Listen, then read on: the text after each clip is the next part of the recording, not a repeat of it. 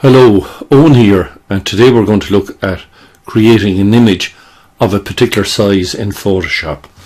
Now today we want to create a header for a website, and we want it to be 940 pixels wide by 130 pixels high. So this is how we do it. We do File, New, and it'll give us a choice here, but we'll just say we want to custom it, and we'll go to one there. So we said we want it to be 940 here, so we're going to go to 940, and we want it to be, the height of it is 130, which is a typical banner, and 72 pixels per inch. We'll create that, and that is the image there.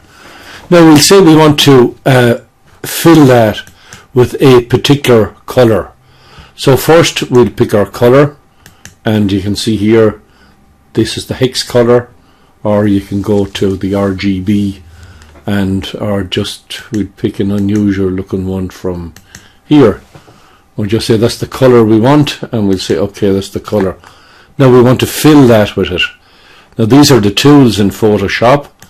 Now what is confusing a little bit about Photoshop is the number of choices you have.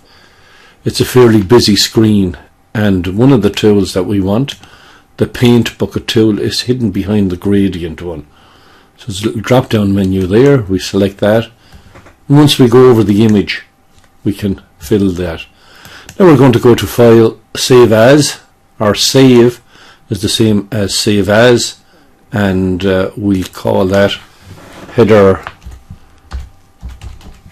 7, and we'll just say save there, and that is saved. Now we'll just have a look to make sure that that is saved, and here are some here. There's header 7. We'll just see what the properties of that are.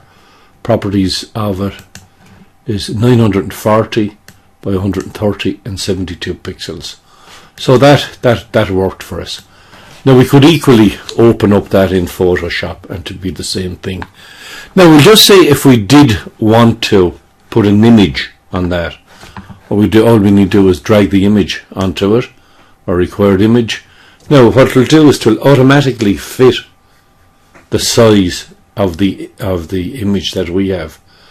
So if we extend it like that, you'll see that it maintains the proportion which is correct that this image had. Now we see, can we get a little bit more out of that? And that would look okay. And we'll try and center it some way there. And if we hit enter, that is the image. That is the image there. Now if you did ever want to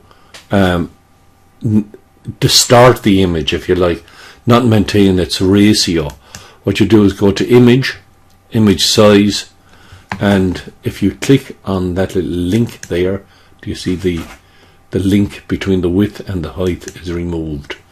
So that is generally you shouldn't do that.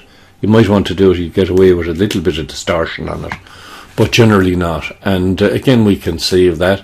File, save, and it will save, and due to the fact that we'll save it as a JPEG, and say save, and say yes, we want to overwrite the original one, and there's the size. It's quite small, so it'll load up quite fast. So that's it for today. Thank you for listening.